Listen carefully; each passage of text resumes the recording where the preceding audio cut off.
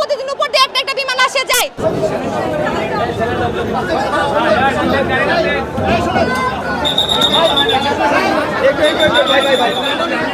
রাজধানীর উত্তরায় মাইলটুন school and কলেজের ক্যাম্পাসে যুদ্ধবিমান বিধ্বস্তের ঘটনায় সোমবার রাত 8:30 পর্যন্ত 19 জনের মৃত্যুর খবর নিশ্চিত করেছে আইএসপি ও ফায়ার সার্ভিস। আরো জানিয়েছেন আহতদের সংখ্যা 150-এরও বেশি। আহতদের মধ্যে অনেককে জাতীয় বার্ন ইন্ডাস্ট্রিতে ভর্তিও করানো হয়েছে। জরুরি প্রয়োজনে international institute of burn and plastic সার্জারিতে হটলাইনও চালু করেছে। সংবাদ বিজ্ঞপ্তিতে আত্মবাহিনী জনসংযোগ পরিদপ্তর আইএসপিআর জানিয়েছেন সোমবার বেলা 1:06 কুর্মিটোলা বিমান বাহিনীর এক খন্দকার ঘাঁটি থেকে উইড্রু করেন। এরপর থেকে বিমানটিতে যান্ত্রিক ত্রুটি দেখা দেয়, মানে বিমানটি উড়ে ওঠার পর থেকে বিমানের সমস্যা দেখা দেয়। বিজ্ঞপ্তিতে বলা হয়েছে দুর্ঘটনা বড় ধরনের ক্ষতি এড়াতে ফ্লাইট লেফটেন্যান্ট তৌফিক ইসলাম জেটটিকে ঘনবস্তি এলাকা থেকে ফাঁকা জায়গায় নিয়ে যাওয়ার জন্য আপ্রাণ চেষ্টা করেছিলেন, কিন্তু দুর্ভাগ্যবশত জেটটি দেওয়ারি মাইলটুন স্কুল অ্যান্ড কলেজের একটি ভবনে আশ্রয় পড়ে। মাইলটুন কলেজের জনসংযোগ কর্মকর্তা শাহ বুলবুল জানান জেটটি আশ্রয় পড়া বিদ্যালয় শাখার ক্যান্টিন লাগোয়া একটি শ্রেণীকক্ষের ক্ষতিগ্রস্ত হয়। আরও বলেন নিরাপত্তা বাহিনী পুরো এলাকা ঘিরে রেখেছে এবং কলেজ কর্তৃপক্ষকে ঘটনাস্থলে যেতে দেওয়া হচ্ছে না। ঘটনার সময় ঘটনাস্থল থেকে মাত্র 500 গজ দূরে ছিলেন কলেজটির নিরাপত্তা কর্মী আকবর হোসেন। তিনি বলেন দুর্ঘটনার সময় পঞ্চম থেকে ষষ্ঠ শ্রেণীর ছুটি হয় এবং শিক্ষার্থীরা কেবল বের হচ্ছিল। এই সময় হঠাৎ বিকট শব্দের পর তিনতলা ভবনের সামনে নারকেলের গাছ ভেঙে ভবনে ধাক্কা দেয় বিমানটি এবং সঙ্গে সঙ্গে আগুন ধরে যায়। এন্ড তিনতলা ভবনের নিচতলায় মাটির নিচে সেখানে ক্লাস হয় না, বিমানটি সেখানে ঢুকে পড়ে। দ্বাদশ শ্রেণীর এক শিক্ষার্থী বলেন আমরা যখন ক্লাসরুমে ছিলাম তখন বিস্ফোরণের মতন একটা শব্দ হয়, হঠাৎ সবাই দৌড়াদৌড়ি ছুটাছুটি করতে লাগে। এরপর স্যার আসলেন, বললেন পুরো বিল্ডিং এ আগুন ধরে গেছে। তারপর দেখি ফায়ার সার্ভিস, সেনাবাহিনী, বিমান বাহিনী, পুলিশ, র্যাব, ফায়ার সার্ভিসের সদস্যরা দুর্ঘটনাস্থলে কাজ চালিয়ে যাচ্ছেন। এদিকে দুর্ঘটনার কারণ উদ্ঘাটনের জন্য ইতিমধ্যে বিমান বাহিনীর এক উচ্চ পর্যায়ের তদন্ত কমিটিও গঠন করা হয়েছে বলে জানিয়েছেন। দুর্ঘটনায় দগ্ধদের নেওয়া হচ্ছে জাতীয় বার্ন প্লাস্টিক ও সার্জারি ইন্ডাস্ট্রিতে। বিকাল 7:30 পর্যন্ত দগ্ধ 70 জনকে এখানে ভর্তি করা হয়। সেখানকার কর্মরত চিকিৎসক জানিয়েছেন তাদের মধ্যে অধিকাংশেরই শ্বাসনালী পুড়ে গেছে। আরো জানান দগ্ধ অধিকাংশের শরীরের 50% বেশি পুড়ে গেছে। তাদের মধ্যে কলেজটির ছাত্রছাত্রী ও শিক্ষকও আছেন। এদিকে বিমান দুর্ঘটনায় হতাহতদের সম্মানে আগামীকাল মঙ্গলবার একদিনের রাষ্ট্রীয় শোক ঘোষণা করা হয়েছে। এক বিজ্ঞপ্তিতে একথা জানিয়েছেন প্রধান উপদেষ্টা প্রেস উইং। দেশের সব সরকারি, আধা সরকারি, শতাধিক প্রতিষ্ঠান, শিক্ষা প্রতিষ্ঠানের জাতীয় পতাকা অর্ধনমিত থাকবে। পাশাপাশি সব সরকারি, বেসরকারি ভবন ও বিদেশ বাংলাদেশি মিশনেও জাতীয় পতাকা অর্ধনমিত থাকবে।